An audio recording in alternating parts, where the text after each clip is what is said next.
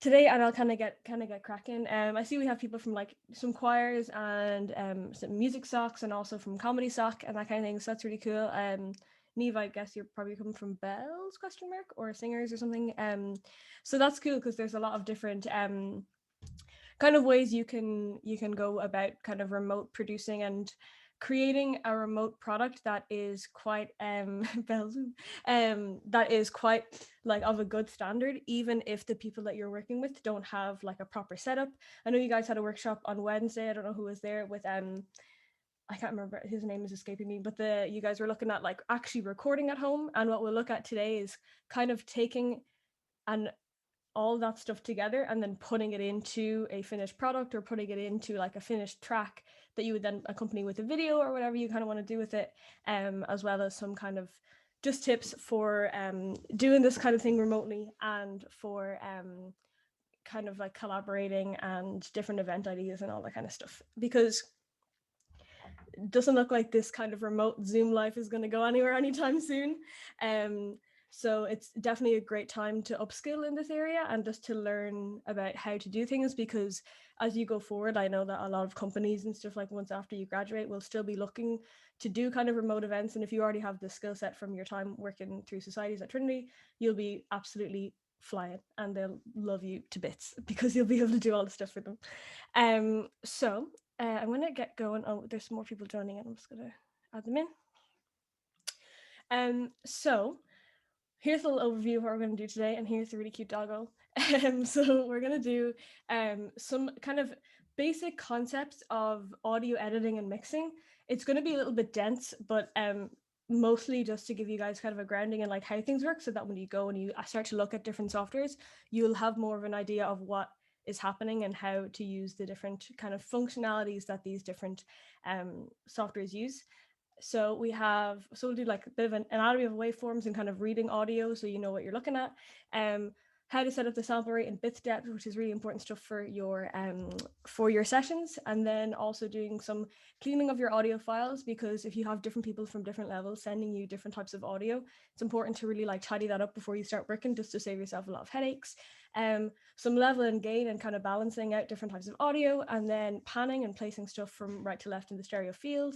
The kind of human hearing and where different types of sounds live in our ears, and then some basic like mixing concepts like EQ, filters, compression, and reverb, and then exporting your finished product, and then some just general tips and tricks. It's not going to be too deep of a dive, but just stick with me. And if you do have any questions at all as we go through, either send them in the chat or unmute yourself, let me know, and I can go over anything that you weren't wondering about. Okay, so first of all, a waveform is what we're going to be looking at a lot today. So it's an image that represents an audio signal or a recording. So it shows basically the change in amplitude or volume over a certain amount of time. So on your this axis, you've got your amplitude, and this axis, you've got your time. So that's basically the picture that you see when you import an audio file into a digital audio workstation or any kind of software that you're using, or you might see them, if you're listening to music on Dropbox or SoundCloud, you'll see these kinds of waveforms, and they can give you a lot of information about what you're working with and what you're dealing with. So they come in two main types, which is mono and stereo. So a mono, this is one channel, sort of one audio source, and stereo is two channels. This isn't really something you need to worry too much about, but sometimes if people record off of voice notes on their phone, for example, that actually sends as a stereo file, even if it's just them singing or just them recording one person on their phone. So don't worry too much about that. Just basically, if you see two tracks, like two lines of audio, just know in your head, okay, that's a stereo file, maybe it was recorded on a phone, and then you can just like move forward without being too confused about why you're seeing things differently from each other. Then these are kind of like nitty gritty things. So the sample rate and the bit depth can be quite important when you're setting up a session or a project file, because you want to make sure that you're using something that's very high quality so that you're going to have the proper finished product, but you also don't want to do too much in case you end up sort of overloading your computer and like making it very upset and the fans go spinning, and you don't need that high quality because you're just doing a video for YouTube or Instagram or something like that. So You should typically use 48,000. This is a screenshot from Adobe Audition, which we're going to be looking at today as our digital audio workstation because it comes with the Creative Suite. And I know that the CSC are in the middle of purchasing some licenses for that. So it's great because it's going to come with whatever bundle your society gets. So that's a really handy way to kind of get familiar with this software. So that's what we're going to use today. So 48,000 is like perfect when you're using video. And I would just recommend that in general to set that number to 48,000. And then for your bit depth to do 24 bits. That's just kind of like, that's the answer. You know, don't worry too much about like how it all comes together, but that's the best way to set up a session for this kind of remote stuff and making things remotely, and also to like paste something then onto a video or to add a visual component to it. It's perfect for that kind of thing. Okay. So then it's really important to prep and clean your audio files. So we're going to be using, like I said, Adobe Audition as a DAW or digital audio workstation. And basically the reason we're going to have a look at this is because when you're collaborating with a lot of different people, like for example, a choir, when you get your files from all of your different collaborators, they're not going to all be the same. So it won't be as easy as dragging and dropping and putting everything in and being like, okay, perfect, it sounds amazing. You're going to have to do a lot of like heavy lifting at the beginning where you're kind of saying, okay, when did they start their part? When did they start singing? What part of the song are they at? Like that kind of thing. And looking at your waveforms and dragging everything so that it lines up properly. So what'll make your life really easy is if you trim any excess noise at the beginning or end of a clip. So somebody might hit record on their voice notes and then stand a little bit further away from their phone. You might hear their footsteps as they walk, or you might hear all these little small bits that can be that can just like really impact your recording. If you leave it in there, it'll sound quite unprofessional. So it's important to go through each different audio file and listen to them one by one and trim out any of that excess noise that is at the beginning or the end of the clip, or even if there's some things in the middle of the clip. Adobe Audition has a function where you can kind of chop out little sections. So say if, you know, alto twos aren't singing for a full 8 bars, it's probably better to delete that chunk of the audio, because if you leave it in, you might have people kind of breathing or mouth noises or sort of like little bits and bobs like that that'll just make the overall recording sound a little bit unfinished. So also listen through to make sure there was no stopping and starting due to mistakes. So somebody might do like the first verse or, you know, the first section of the song and then miss something and then be like, oh, hang on, let me just go back, and then they'll start the whole song again. So just like listen through and make sure that you look out for all that kind of stuff, because a lot of the time musicians and creatives, they're not so involved in the technical aspect of things, so they won't be so aware that this will be a piece of work for you to do as you go through this process. So that's a really helpful thing to do as well. And then line everything up. So if it's a choir and a band, I would also recommend if you have any players or even a choir at all, to get them to record everything to a standardized click track. And even if it's an a cappella group or a choir, give them a chordal accompaniment track to listen to while they record, so that you're not going to have any issues with like tuning or timing, and that everything will fit to a certain grid, without you kind of trying to manipulate everybody into being in the right key and the right time at all times, because that's just like, that's a lot of work. I wouldn't even do that. And I love this stuff.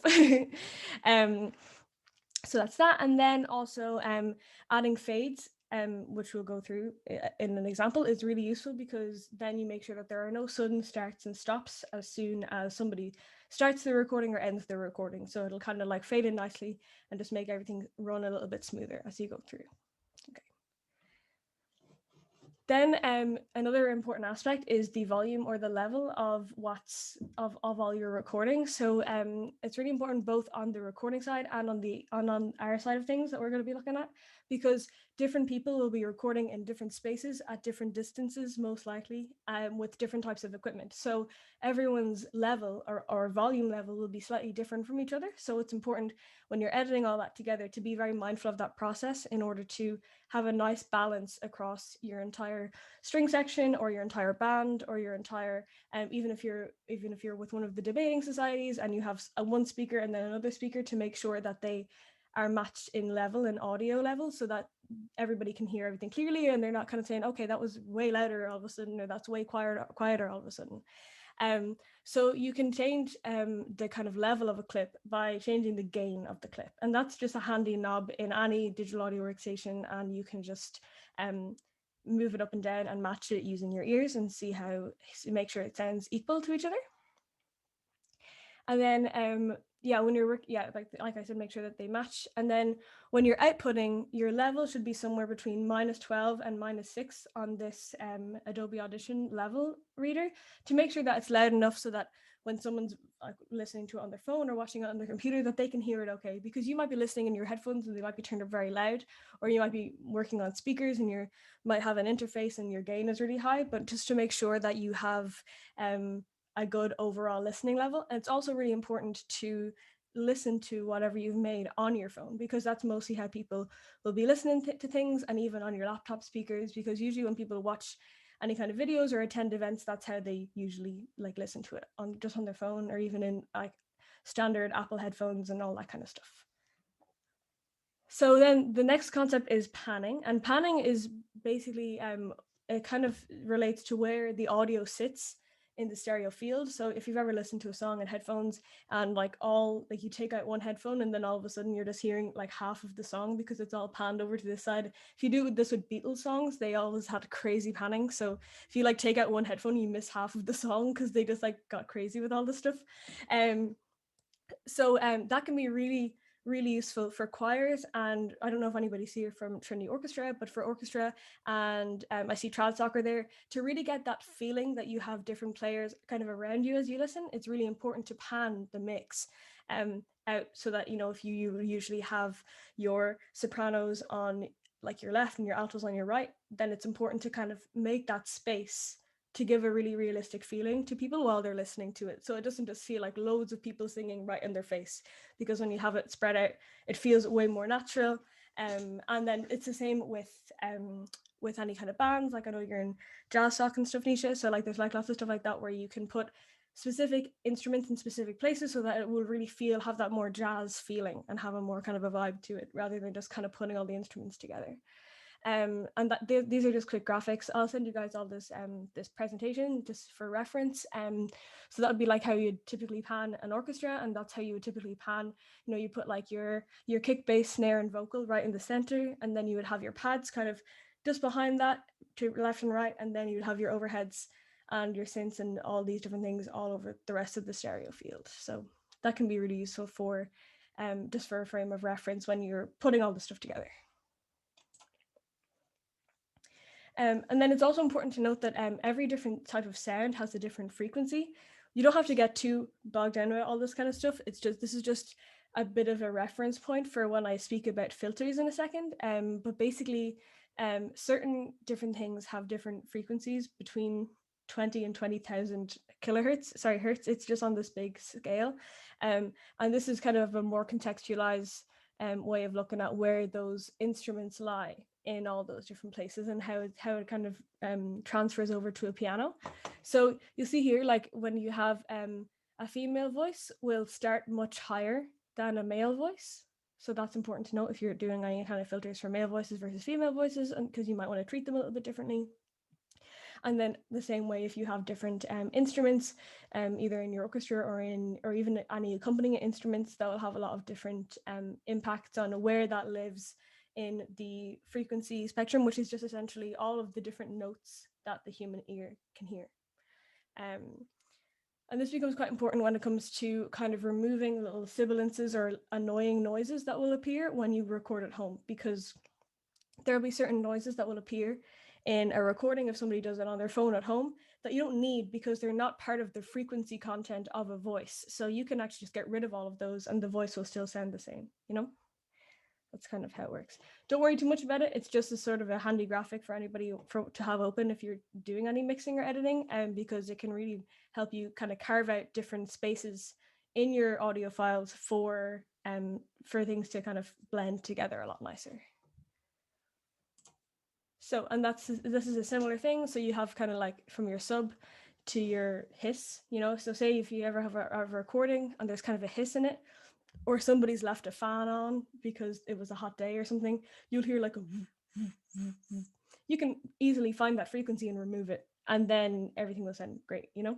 So then if somebody has a hiss in their room, or you can hear their laptop fan while they're recording, that will usually be up in the sort of like, 16.5 to 20,000 hertz range, way up at the higher end of the spectrum. That's not where the voice lives, so you can remove that easily enough with just a little bit of a filter or compression or anything like that as well. So yeah, then you come into like this concept of equalization or EQ and filters. We're only going to look at two different types because they're going to be the most useful for kind of editing home recordings, and that is the high pass and the low pass filters, because usually people will record something and they won't realize that you can hear their feet, or you won't realize that there's kind of maybe a washing machine going on in the background and like all these different things that they don't realize are happening when they're recording, because they haven't, they're not aware that much of what they're hearing as they're recording. So high pass filters and low pass filters, these are the generic preset ones in Adobe Audition, and they're brilliant. So if you have any kind of like issues with anything that's kind of hissy or annoying in your ear, if you just add this low pass onto it, it'll sound great. And then if you have the same thing with a low kind of a rumble or a fan or like a car driving by outside or something like that while they're recording, a high pass will be brilliant for that as well, because it just takes that section of really low frequencies, kind of boominess, and it gets rid of it. But then the voice is unaffected because it doesn't exist down there and everything else stays the same. Which can be brilliant. Any questions so far? Am I going too fast? You're all following? Okay, cool. And then we'll have a little look at compression, which is basically, it kind of deals with dynamic range and how things can be made louder and softer. And the kind of main like user function of compression is to make things more present and more and louder and just feel more front and center. So you'll typically add a lot of compression to a voice. If you have instruments behind it, you're going to want to compress the voice quite a lot so that you can hear it really clearly above the other instruments, and that you can just sort of bring its level up, which is really useful if you have, especially when people aren't recording with top end equipment. It's a really easy way to sort of like flatten their dynamic range and bring it up so that you can hear everything above the other instruments or whatever is the main focus. Say if it's a choir and you've got one soloist, adding compression to the track that the soloist sent to you will actually make it a lot more present, and then you'll get the melody easier and it won't be so muddled in with everything else. So there's a couple of different useful types of compression, and they all come in Adobe Audition, which is really handy. One is dynamics processing, which is just sort of general compression, just sort of makes things quieter or louder. And then multiband compression is great because what you can do with it is it compresses different parts of the frequency spectrum that I was talking about at different rates. So if you can actually use it to shape your sound even more and get rid of more annoying frequencies or more resonant tones, you can actually use it to kind of flatten all those different annoying little bits that will come with all these home recordings. And then there's also de-essers. And de-essers are great for any vocalists or choirs, or even you can use them sometimes in speech, because sometimes when you record a human voice, especially not through any kind of top-end equipment, you will have a lot of kind of pokey S's. When people have like an S, it'll be very strong. And especially if you've got a lot of people in a choir, and because they're not singing in the same room or performing in the same place, they'll all hit the S at a slightly different time. So it'll just kind of be like right before the word or something like that, or right at the end of the word as well. Like kind of the same process applies for T's, and just certain letters when you sing them or even when you speak them have that kind of resonance with them. And de-essers are just a type of compressor that grabs those frequencies, and whenever they get too high, it just slams them down and makes them much quieter, which is the best thing ever. It's like magical. It's class. And there's really great preset ones. There's one preset for female voices and one preset for male voices, all within Adobe Audition. All comes with the software, so it's perfect for any kind of editing you'll be doing for your society stuff. So these are two different examples. So this is one for a smooth vocal and one for a voiceover. So was it Cameron who's in comedy stock? I think that the voiceover one would be brilliant if you're doing any kind of comedy performances. It will just kind of smooth out the audio, that whatever audio you get from your society members, and help it all to sound a little bit nicer. Same with the smooth vocal is great for any kind of choir stuff. It really helps to blend all the stuff together because everyone's voice is different, but this kind of puts an umbrella sort of smoothness over it that helps it all blend, which is great. So then this is the de-esser over here. And you see once you load it up, you have female voice de-esser and female voice de-shusher, which is like gets rid of the sh kind of sound rather than this kind of sound. And then you have the same thing for male voices as well, which is really useful. And sometimes, you know, if you've got alto twos in bells, for example, the male voice presets may work better because they'll be in a lower frequency range because they're singing lower notes than the sopranos and stuff like that. And then this multi-band compressor is also really useful. So say if you're kind of trying this compression stuff and it's still not sounding perfect, I would try to put a multi-band compressor on it and kind of hit one of these presets, which are really useful. Maybe even like raise the vocals if you've got instruments and they're kind of just a bit overbearing, or any sort of, you know, pop master is good as well. And all these different things can be really useful. And like there's also a de-esser in here as well. So if this one isn't really cutting it, or if the S's are really bad, you could actually put both on after each other, and then it'll double compress the S's. And then the final sort of like concept is reverb. And this was only really going to be that relevant for the music-based societies because it's more of a performance tool for like for music. So kind of takes your audio and puts it into a fake place so that it sounds really nice. So you can make your voice sound like you're in a concert hall, or you can make your choir sound like they're in a chapel. It won't be the Trinity Chapel, but it'll be a different chapel. And like you can do all these different cool things where you can where these reverb things, they sort of recreate different types of spaces with impulse responses, and then you can place your audio into that space and then you can hear it as if it was in there, which can be really nice and just adds a lot of blending because it kind of repeats the sort of reflections that you would have in a normal space or a normal room. So it can be really nice, especially when you've got recordings from all different types of rooms. When you put the same reverb on all of the different rooms, it sort of places them all into one room together and really helps to blend things together, especially when you've got different kinds of things from different areas of, you know, someone's recording in their bathroom, so it's way more echoey, and someone's recording in a closet, so it sounds a bit boxy. If you put the same reverb on everything, it'll kind of just smooth things together and blend them much nicer, which is what you want, you know. So there's a studio reverb plugin. There's a few different reverb plugins, but what I've noticed is the best is this studio one. It has a few different like presets on it that you can go through. The I would say this Great Hall one might be great for a chapel choir sort of performance, because it would have a kind of a more tiled, kind of like very big, like cold kind of reverb. But if you're doing something more kind of like a cappella-y, because might have some beatboxing and some more rhythmic stuff, I'd probably do like, you know, like a small vocal reverb. And then if you have different instruments, you know, if you do have a drummer who's going to record themselves, like for jazz sock, you can put a drum reverb on that one, or else you could put them all into the same room so that it kind of has a more live kind of feeling. But there's lots of different scopes for different kinds of reverb. Like I said, this would be definitely more for a musical performance and not so much for any kind of spoken word or like acting performances or comedy performances. It would definitely be kind of a strictly musical thing. There are also some great third-party ones, like not just default ones, like Valhalla Vintage Verb and Altiverb are like some of like the most kind of respected pro audio reverbs that exist in like the industry, but they're kind of expensive. Well, Valhalla Vintage Verb isn't that expensive, but Altiverb is like €700. But you can go anywhere in the world with Altiverb because people keep like recording different impulses for different rooms and they just keep submitting them. So you can like make yourself sound like you're in the Sydney Opera House and it's actually the Sydney Opera House. It's like a whole thing. It's really cool, but it's really expensive. I don't have it.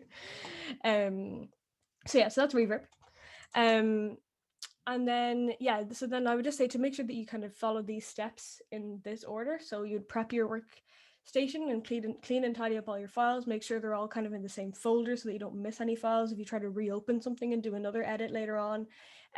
Set the levels and the gain and the volume. So make sure that everything is kind of like blended together from a volume perspective, and not one thing is way louder than the rest. And then apply any panning that you want. If you want to put your sopranos all the way to the left and your altos all the way to the right, or something in between. And then I would usually apply the effects in this order. I would do the EQ first, which would be your low pass or your high pass filter. Then I would do the compression, and then I would do reverb in that order, because then you're making sure that whatever gets sent to the reverb to be sort of echoed and kind of replicated is the nice treated audio that you've just kind of fixed. Because if you send it before all that, then you're going to have any of the resonant frequencies that you don't like are going to end up being kind of repeated and echoed, and it'll just kind of sound a bit messy. And then you can add a limiter onto your master channel to keep control of the volume, which is a really useful thing to do, especially when people are listening on phones and laptops and stuff. It can be really important to add a limiter so that people know, so that you know that you're kind of hitting a certain volume threshold, that it's going to be useful for all consumer devices. And then you can also use metering. This would be more for maybe the more music-based societies. There's a great free meter called the Ulian loudness meter. If you want to keep a closer eye on your levels and make sure that you're kind of at a good streaming level, they have all the reference points for you within that plugin, and they'll tell you where you are in relation to them, which is really useful because it's free and it's really useful, and it works with Adobe Audition as well, as a VST plugin, which is really, really cool. So that's the order I would do that in. And then I'm going to do a quick little demo now. Quickly, I'm going to stop sharing this screen, and I'm going to show the other one of sort of setting up an Adobe Audition project, and then importing different types of audio and making it sound much better than it actually is, than it was recorded. Let me just close this.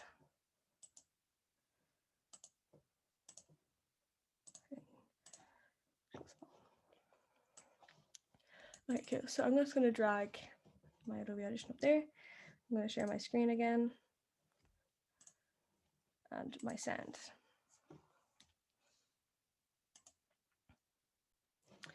Okay, perfect. So this is what the kind of interface of Adobe Audition looks like. If you do use any other softwares, don't worry. Like, everything that we're going to cover is very much possible in every single program. This is just the best one for people to use because it's going to be coming with your CSE bundles, which is brilliant with any kind of Creative Cloud stuff. And I was talking to Emma. She said that she's going to be talking to Adobe this week to get it all activated for everybody, which will be great. And then it's also great because it kind of works directly with other Creative Cloud things like Premiere Pro. If you're going to be doing video in there, Adobe Audition and Premiere can kind of have quite an easy discourse with each other to kind of take the audio off your video and then put it back on, kind of thing. It can be really really useful because they're from the same company.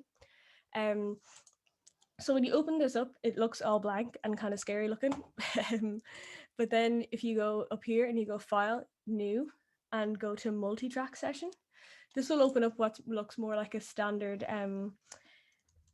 DAW kind of setup, because at the minute it kind of looks like a video editing software, but it isn't. So we go here, you name it, make sure that it's wherever you want it to be in your computer. It'll defaultly save to an Adobe Audition folder. I like to have certain things like this on my desktop when I'm working on them. So you can just hit browse and decide wherever you want to put it. There's a few different templates that can be useful. Say, for example, I know it wouldn't necessarily be an actual podcast. Cameron, you were saying for comedy stock, but the podcast preset will be good because it's going to open up something that's going to be more likely to be used for spoken word. Whereas you have like full rock band, there's like lots of different sort of things that are quite ready for you to use. But we're going to go with no template for now, and we're going to build one ourselves. Then you have your sample rate and your bit depth. Just have it at 48 and 24 and never question it, and just use it like that. If you want to get into it, like, there's lots of resources out there to learn about where sample rate comes from and bit depth, but you don't need to worry about that. We only have an hour. So that's so 4824 is perfect for any kind of remote videos and any kind of different sort of little bits you'll be doing for social media or to send to your members and all that kind of stuff. So you hit OK. And then you kind of get this little window that has loads of different tracks and different inputs and all that kind of stuff. And this is your multi-track, and then you've got your master track here. Okay. So I'm going to import some audio. I did some recordings that are kind of bad so that we could go through the process together of putting it together and making it sound okay. So if we go here, you go File and Import File, or you can hit Command I is the shortcut. And then we can take these in here. So we have a little piano, sub 2, alto 1, alto 2, and sub 1. So the important thing to note here is that when you have different recordings from different people, from different devices, they're going to have different audio formats. So far, what I've discovered with Audition is that it doesn't really mind. It'll be very happy to accept any kind of files. It seems to all supported media, which is like a lot of different things. But sometimes if you get a voice note from somebody, like voice memos from an iPhone, it'll be an M4A audio. And then if somebody records themselves through a mic into like their own digital audio workstation, for example, it'll be a WAV or it'll be an MP3. They can export it as either. And then, yeah, that's kind of the main three types you'll come across probably is like an MP3, a WAV, and an M4A. I'm not sure what a Samsung phone voice note thing delivers, but I'm sure that Adobe Audition will be able to handle any of those kinds of audio. But it's just important to note because this here, you can also go on your Get Info on your Finder, and you'll see kind of like what the different things are. Or you can have a look over here, see where it says kind. You know, you've got MPEG-4 audio, MP3 audio, and waveform audio. I don't think it's going to be an issue in Adobe Audition. It didn't get angry with me when I did this earlier, so that's always a good sign. So we'll import our different pieces of audio, and just for argument's sake, I'm going to bring in all different types, so an MP3, a WAV, and an M4A, and put them all together. So open, and then as soon as you import the audio, it comes up here. Give me 1 second. As soon as you import your audio, it'll come up on this side of the screen. I don't know if that's really small for you guys, but it comes up in this little kind of folder up here, and then you can drag it in, or you can send it in this way. So if I select track 1 here, and then I want to put my soprano one first, and I go insert into multi-track, and go to CSC Workshop is what I've named this multi-track, it puts it right into track 1. Then I click into track 2, go to SOP 2, go insert into multi-track, CSC Workshop, and I'll go there. Same here with track 3. If I click here and then put the alto 1 in here, insert into multi-track, CSC Workshop, it will come through. And then if I put in track 4 and put alto 2 in here, insert to multi-track, CSC Workshop, it'll do the same thing. And then I'm going to go down to track number 5 and bring in my piano. And then we have everything sort of up and running here. I would also recommend for any music, I know it might be kind of counterintuitive to any jazz players or trad players to play with a click or with any kind of metronome playing, but it will really make your life a lot easier if you do everything to a standardized click. So if you sort of create a metronome track and send it to everybody who's going to be taking part in their remote collaboration, so that when they play, they can listen to it maybe in headphones while they record themselves with a different device. It will just make everything much cleaner, because what I'm about to do here, I recorded all of these at 80 BPM. So I'm going to put in my metronome here and put the tempo as 80.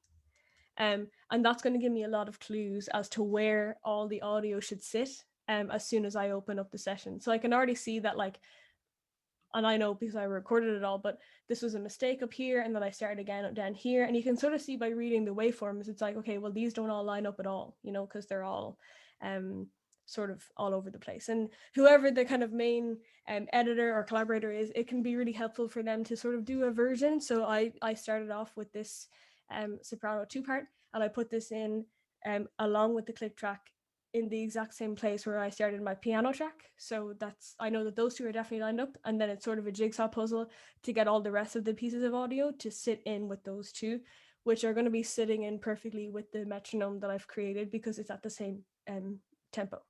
So what we'll do first is solo the piano. Can you guys hear that? Yeah.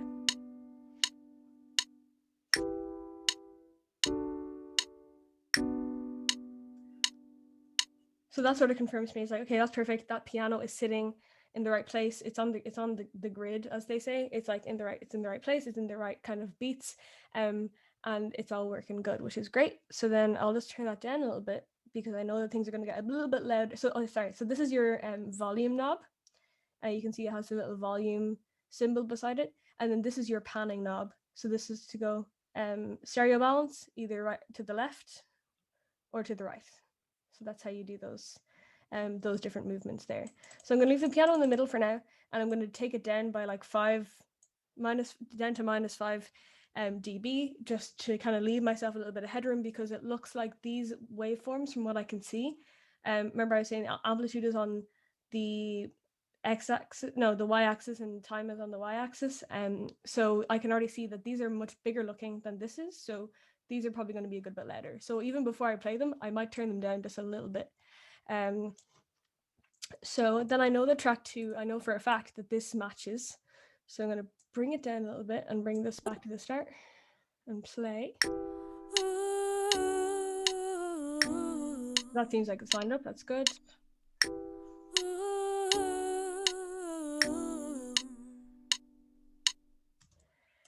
And also a great practice to get into is naming these tracks. So you just double click to name them. So soprano 1, soprano 2,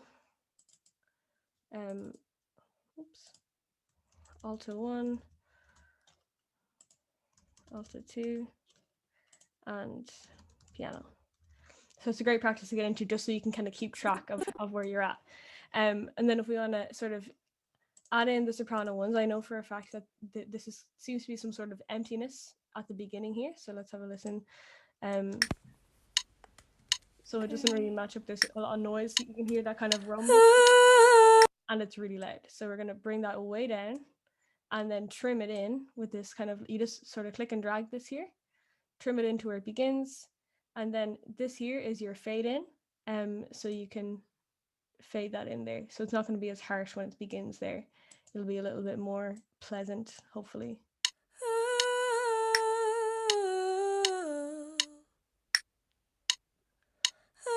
It's still not on the grid, so it's still not lined up properly. So we're going to bring this back, because I know that this is just emptiness at the end, where you can kind of hear a little bit of breathing and mouth noises. So fade that out as well. And then the easiest thing to do is actually to sort of look at this waveform and zoom in. You can zoom in by either zooming on your trackpad or doing command and scrolling your mouse wheel. And you can go back here and have a little look and just make sure that those are lined up at the beginning, which they kind of are now. And then hitting them, this is the solo button. And that lets you just hear that track. So if that wasn't on, I'd be hearing everything, and it would sound quite messy because I haven't lined everything up yet. So it's better to solo things one by one and line them up together, and then listen to it all, not in solo, after you've lined everything up.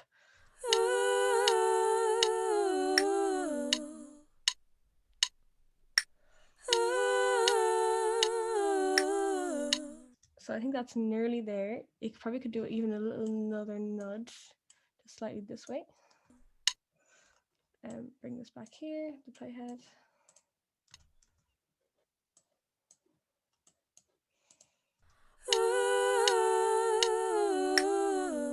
So that was just a slight difference, but it's made quite a big difference to how it's perceived by the ear, even though it was like probably a millisecond it was out because I didn't line it up correctly. It makes a really, really, really big difference to the kind of musicality of how it sounds. So I'll do the same thing with the fade in here, and I'll bring that in with the fade. And then the same, trim this at the end. It's a short little kind of 8-bar thing, so I know it's going to be short. But yeah, when you hit save, I would recommend just constantly keep saving, because if your computer crashes or decides to update or something, it'll actually end up deleting everything that you've done. So make sure you keep saving. This saves one or more media files is located outside of the session folder. Would you like to copy these files? I would say yes, because then you're going to have all your media in the same place, which is a really useful little tip that they give you. And then same thing here with this alto 1 piece. I know for a fact that this, because it's way longer, I know that this was more, see you've got the two chunks here and here. I'm like, okay, this looks like that's what that is. Here I'm going to take the razor tool, which is like the cutter tool, and I'm just going to chop that there because it would be a lot to trim it. And I'm just going to hit the delete key to delete that. And then it's basically the same process. It's sort of lining up. And usually if everybody has kind of stayed to a click and all that kind of stuff, once you line it up at the beginning, it's going to be pretty lined up then for the rest of the time, which can be very, very useful. So I'm going to bring this into solo as well and try to get it lined up. So it's way too loud, so bring it back down, like from minus 14.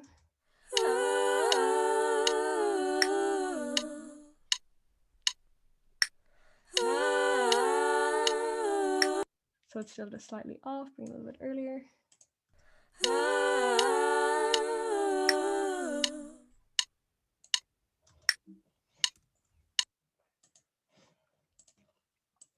Oh, sorry, Carmen, I just saw your question. The order of which?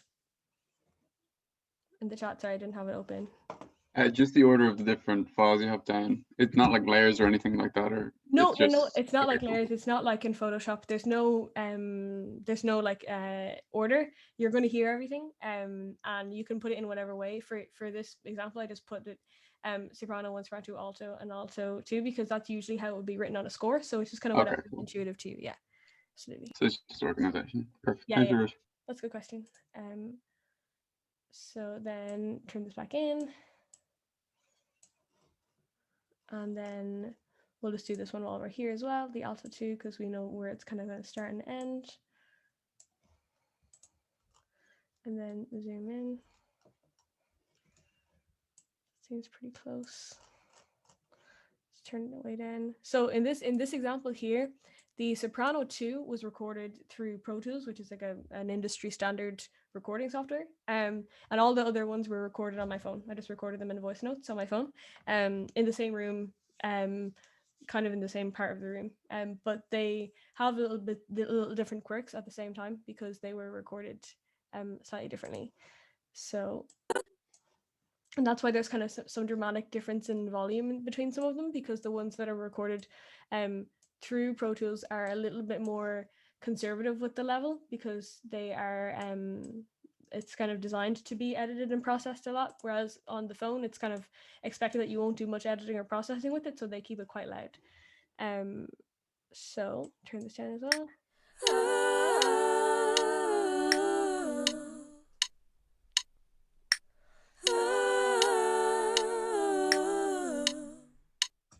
So that kind of all like is kind of balanced and it's okay. I'm just going to spread it out in the stereo field. I'm just going to do some panning quickly.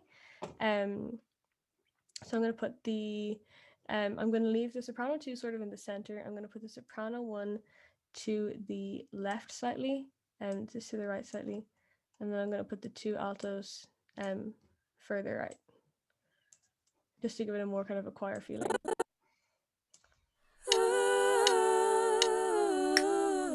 And you can hear, because they're spread out, they sound a little more real.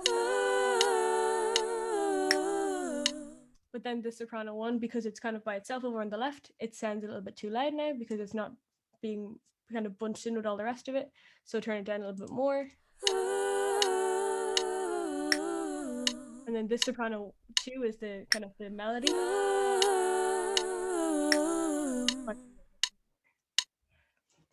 And then we'll add the piano back in. Actually, what we'll do is we'll take everything out of solo mode because we're confident that everything is where it needs to be. And then I'll probably mute the metronome because now that I have my reference, I know it's on the grid. I don't really need it for much more.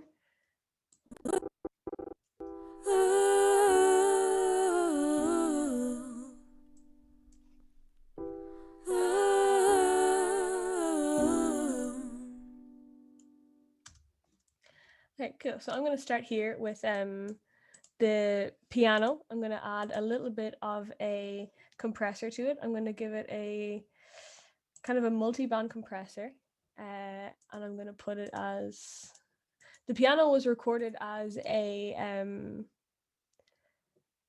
going to give it an indie lo-fi kind of vibe. The piano was recorded as a software instrument, so I know that there's not going to be any weird resonances because it was digital. So I don't need to worry too much about adding any EQ to it, unless I really wanted to do something creative. And we can see now, because I've added a compressor, it seems to have gotten a lot louder. So I'm just going to turn it down a little bit and listen to it in solo.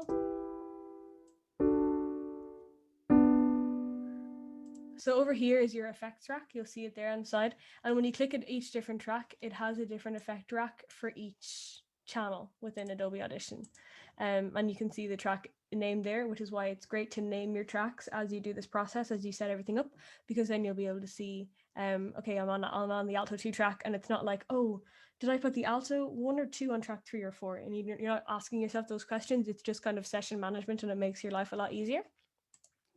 So at the piano, put a little multi-band compressor. It sounds kind of cute, I think.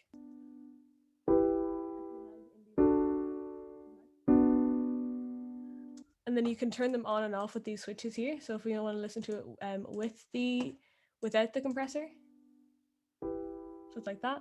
And then that's it with the compressor. So it gives it a lot more of a presence and kind of makes it a bit more front and center in the mix, which is exactly what you want.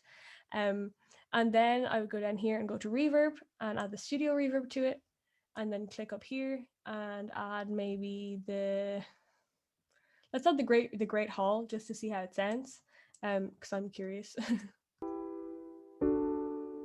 So that's quite a nice, like, spacey kind of a thing. If you imagine, like, that would sound quite nice if you had a kind of a chapel choir energy going on. It'd be kind of cute.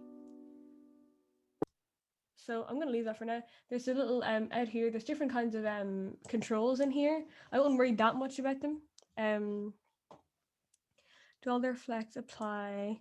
Sorry, I'm just seeing your question, Evie. If we're recording live into software, if you're recording into the software, I would say don't record with any effects, because the effects all happen post the recording. So like the recording still exists as a kind of a dry recording, and then the effects will be applied afterwards.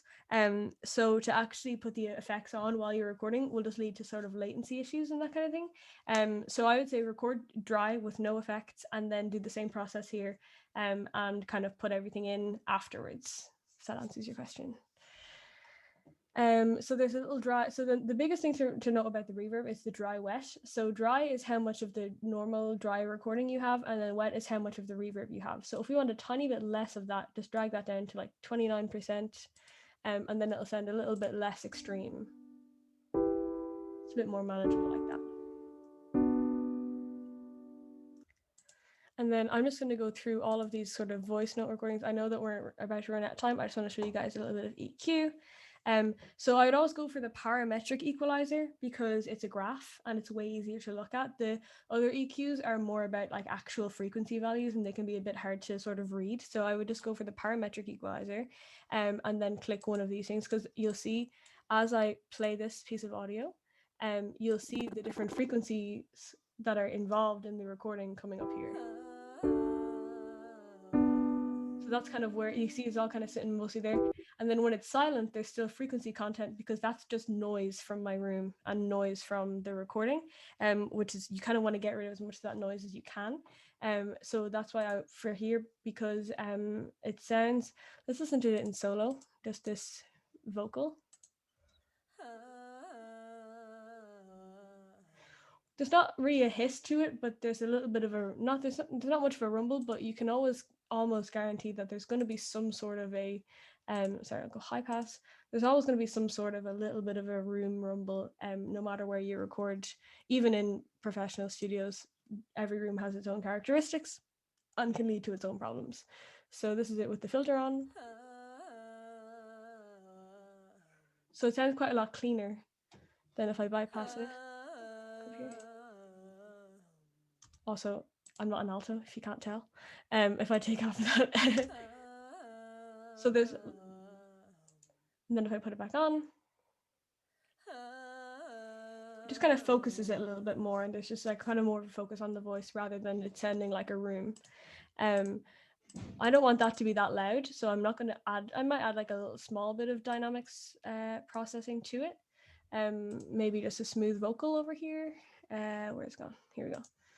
Just to make it a little bit smoother and shape it a little bit more as well.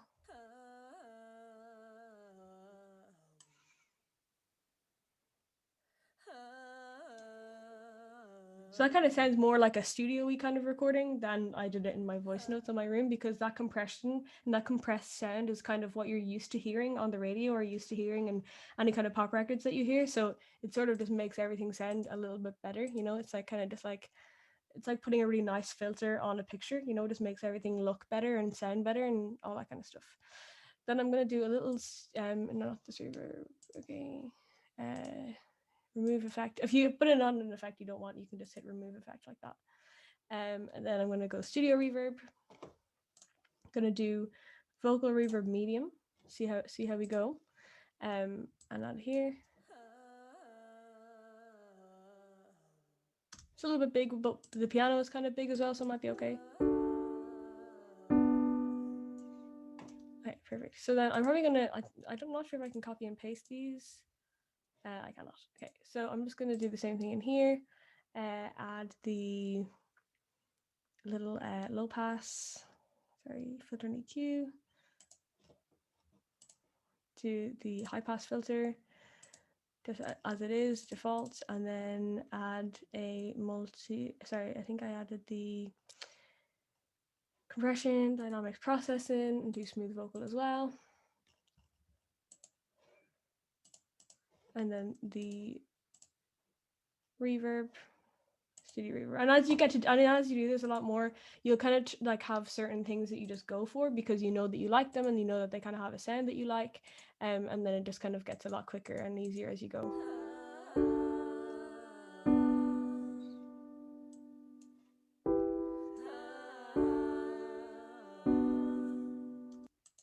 So that's all good. Do the same thing with soprano 2 is actually the melody, so I'm going to go up to soprano 1 and just change things here quickly. The high pass. I always forget because high pass lets the higher frequencies through, but then the low pass lets the lowest. And my brain's always like, you're just guaranteed you're going to pick the wrong thing. I kind of like that with those. Multiband processor. Actually, we won't do multiband. We'll do multiband on the lead vocal. I'll just do dynamics processing, and then do smooth vocal again, and then the same thing with the reverb here. Studio reverb, and we'll do medium vocal reverb. I'll add this in.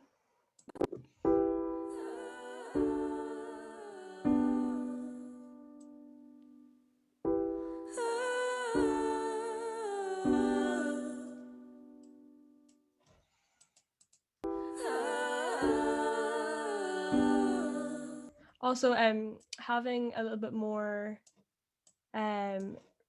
compression lets you have more volume on your actual track because it'll squish the dynamic range a little bit, so it's great. And then I'll just process this lead vocal. So I'm actually going to leave that because I recorded it a little bit more. I'm going to use a multiband compressor instead of an EQ and a compressor. So I'm going to go Pop Master for the crack, and then in here do the reverb, studio reverb, and the same reverb medium. Bring it down a little bit.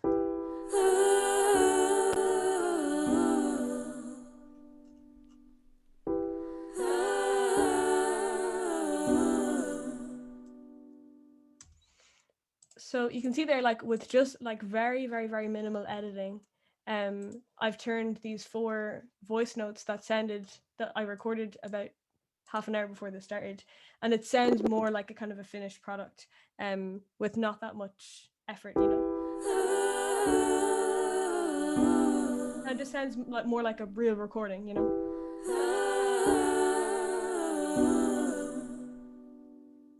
And then just as a final step, you can delete any of the tracks you're not using. So we're not using track 6, or maybe it's just going to stay there. You can go onto your mastered channel here and then add a limiter, which I think is, which one is this one? Oh yeah, hard limiter, I think was what I was using earlier.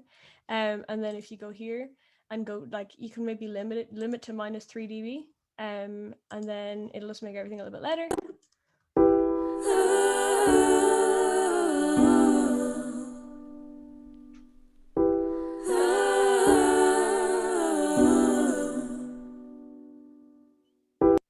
So then basically with like a little bit of work, if you just get all the different recordings from all the different people in your group or in your choir or in your society or in your in your band, you can piece it all together. And then if you also have them all record sort of a video of themselves, and then if you stitch it all together, you can make you can make quite a finished sounding product that will really kind of appeal to a bigger audience, and it'll just kind of come across as a real kind of experience rather than sort of like another people on Zoom doing an event kind of thing, because it can just make a really big difference to how people kind of perceive and interact with your society. It can really bring up your engagement. If people really like to listen and see what you're doing, it can make everything much easier, and it can make people way more interesting, way more interested into looking at what you're at and all that kind of stuff. And then you can export. I assume it's like a file. Yeah, so you go file and export, multi-track mixdown, and then I would do, yeah, and then you can also export it to Premiere Pro if you're actually doing a sort of a thing there. But I would go entire session, mixdown.wav. That's going to just kind of export everything. I think that those default settings are perfect. Don't open files after export, or else every time you export something, it's going to start playing it. You'll be like, ah. And I would just do this and hit OK. So that's exporting it. And then I'm sure that if I go to my Finder, that I'll be able to see where I put the session. Let me just grab it, see if it's in here. Audio examples. Oops. That's gonna play through iTunes. Force quit.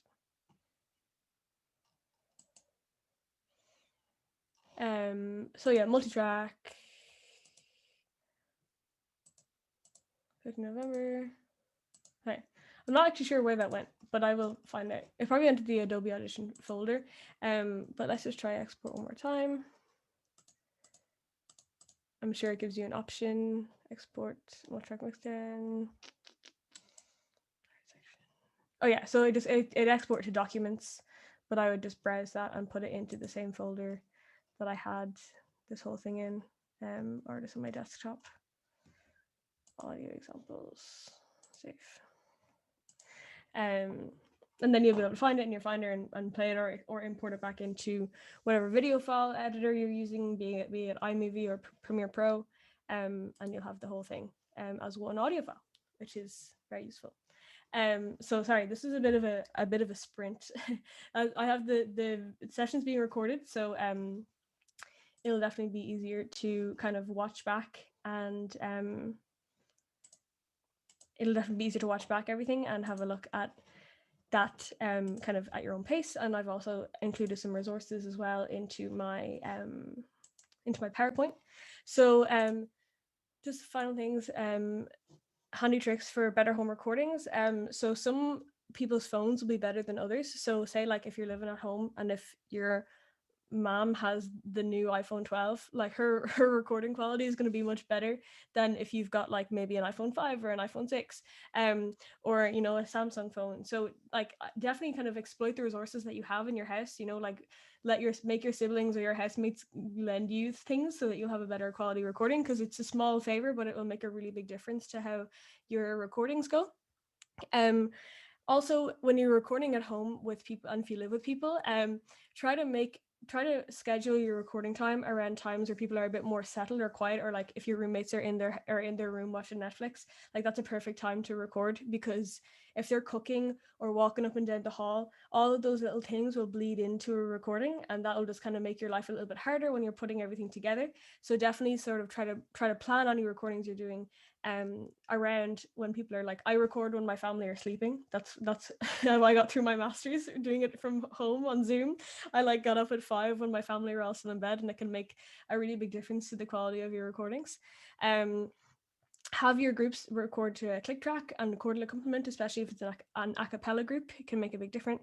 And also collaborate. I'm sure there are people in different societies that have way different strengths than you do, and I know that like this is not a usual year, so I would say like be super open to collaborating with people or kinds of societies that your society maybe never collaborated with before, because it can make a big difference to the quality and the engagement that your society will have.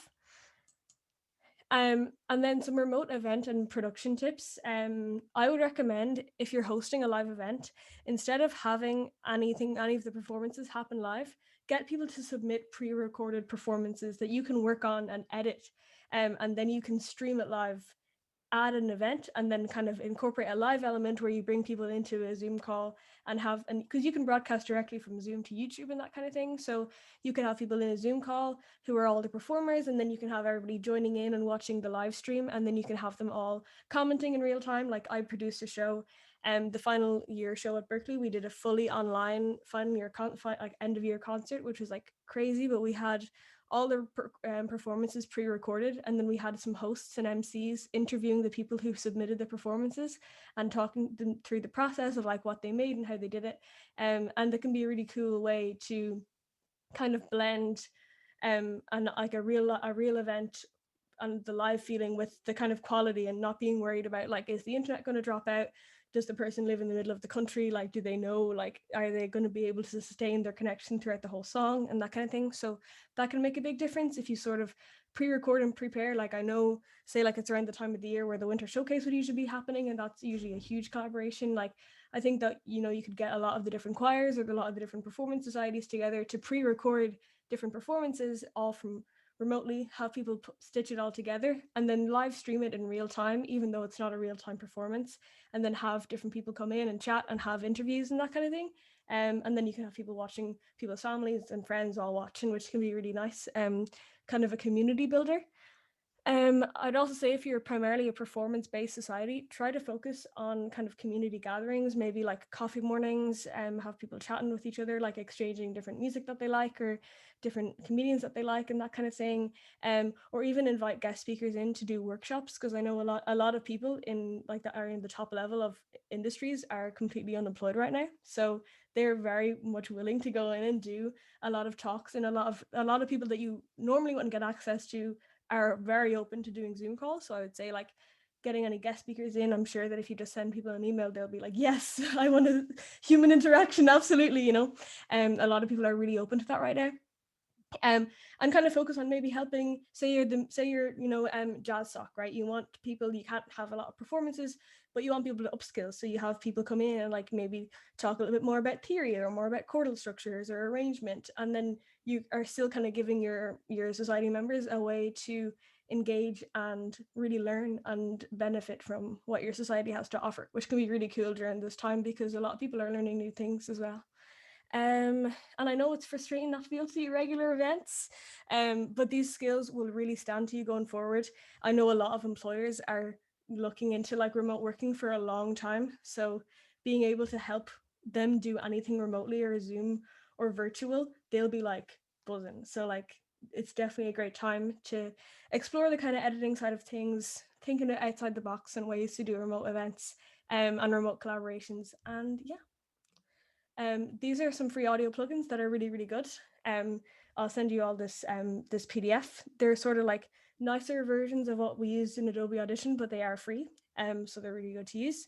And here are some resources about getting started with Adobe Audition that I found really helpful. Because I don't normally use Audition, but I learned from this guy on YouTube in the past few days. So it's really good. And that's everything. So if you have any questions, sorry, I know I went way over the time, but does anybody have any questions?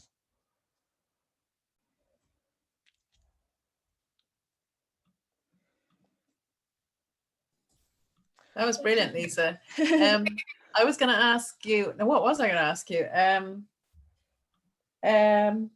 Actually, I can't remember what I was going to ask. Good. I must have just covered everything. I was going to ask you, whilst I have these guys here, I was going to ask them, because we're trying to work out how many of these Adobe Creative suites we need to buy. So I'm guessing, does everybody who is here I mean, obviously, if you're both from one society, I'm just talking about one per society.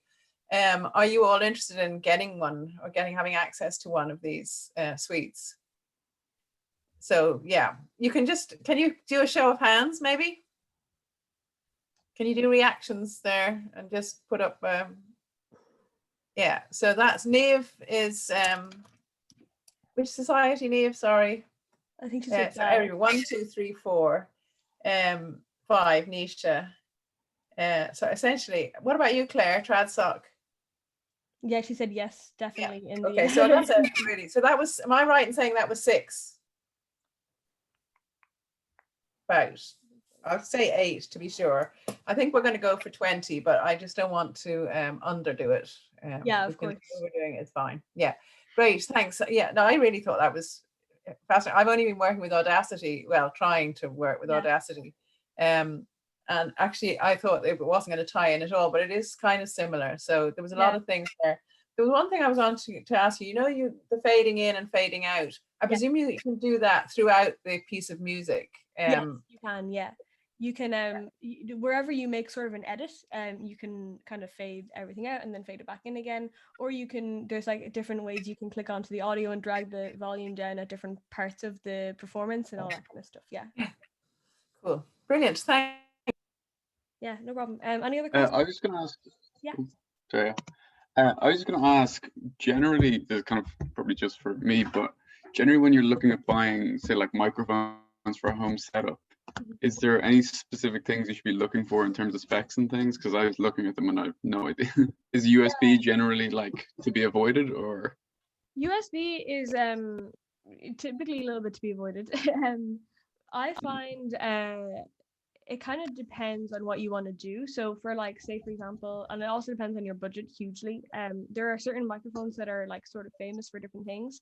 I use this, I can just drag it in here. It's an MXL 990 microphone, which is great for like kind of vocal performance. It might, for spoken word, it's a little bit like exposing, like it's quite like harsh in some areas. So but you can use so this mic was only like €80. It's actually quite cheap, but it's recommended by audio engineers as the best budget microphone for this kind of thing. And then there's like, you know, as for sure have, you know, an SM58 microphones are great for if you've ever done like a live gig. You've probably had an SM58 in your hand. That's kind of just the standard live performance one, and they do record quite well as well. And then the other option is, which is widely used, is an SM57. Those are the sort of most versatile mics. But always I find that like any sort of, even a USB mic or any little extra kind of things you can add. There's even USB microphones for your phone that can just improve your audio quality by so much. Yeah. So specs wise, I would say just like, oh yeah, Lucy. Sorry, Lisa. I was just going to. I shouldn't be interrupting you, but just Cameron, I don't think you were there on Wednesday or whatever day Kieran did his thing, but he was saying that they are using Blue Yeti USB mics, which he. So if you were going USB, I guess that might be one of the ones. The thing about with USB microphones is great is that if you have any other kind of microphone, you're going to need an audio interface as well that you can actually plug in to your computer, because you can't just plug a microphone into your computer unless it is a USB microphone. So I think that I've seen a lot of USB microphones and a lot of people are like really rave about them, and especially even ones that you can plug into just like the headphones on your phone as well. Anything small like that can make the world of a difference when it comes to recording yourself at home. And sometimes if you get too good of a microphone at home, it can lead to more problems, because if the microphone is better, quote unquote, it'll be a bit more unforgiving. So it'll be designed to be worked in a studio that has a lot of treatment. So then any kind of little noise or rumbles or kind of reflections in your room might get picked up by that mic, if it's like, you know, a good mic. So I think that when it comes to home recording, especially for spoken word, anything kind of goes, you know, like I wouldn't really look for anything too much spec wise. Okay, perfect. That's great. Thanks so much. Any other questions? Hi, can I just ask any advice on doing choir stuff? Chapel Choir just actually recorded their stuff, and I'm about to sit down today and start into the editing. So this is timing really.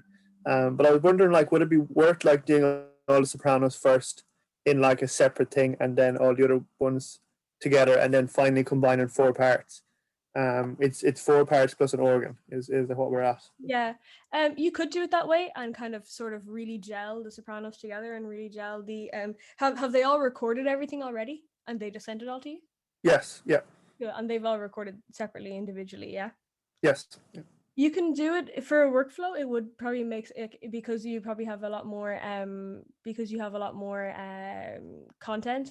It might be better to kind of sort of like compartmentalize, because it is 4-part. I'm sure.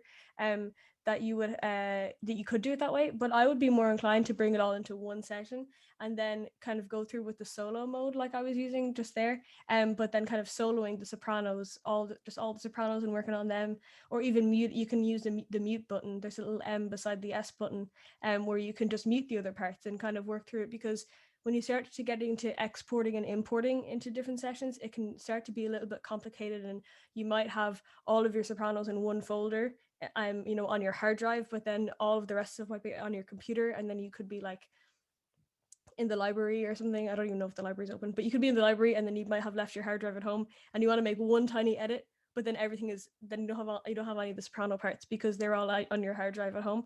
So there's little things like that can just start to really annoy you, and like you kind of just get used to these little workflow things after doing it for so long.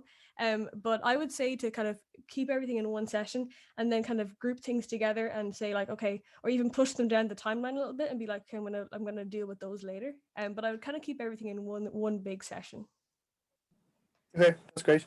I'm actually currently using Audacity. I think I'll probably be using that for this project. I discovered the hard way, if you cut something, there's a little click. Yeah. That's the right way to get rid of that little click. Yes, so that would be with the fade. See where I was fading everything there. If you make your cut a little bit later than you actually wanted to end, and then fade in from there. I'm sure that I haven't used Audacity in a really long time, but I'm pretty sure you can just like add a fade, or just give a quick Google like fading in Audacity, and then you'll be able to fade out so that it won't be such a quick sudden silence, but it'll fade out nicely. And you can do that on the way in as well, so when your piece starts as well. Okay, that's great. Thank you very much. No problem. Fab. Yeah, so that's pretty much all I've got. I'll send the slides to Lucy and Emma, and they can circulate them to all of you, and the recording of this as well, if you want to watch anything back. And there's some YouTube videos and different plugins and links in the PowerPoint, so feel free to check those out. And yeah, if you ever want to do any kind of this was quite succinct, but if as you go, if there's more deeper concepts you want to look into, just like let Lucy and Emma know. We could maybe schedule another workshop or anything at all. So just let me know. I'm always here. And yeah. I think the next question is going to be now how to put the videos up against the music. So I can see another one coming. Absolutely, yeah, absolutely. Yeah, and like even video editing stuff. If anybody has any questions, I do all that as well. So yeah. Brilliant. Thanks, Lisa. That's great. Thanks so much, Lisa. It was really helpful. Bye.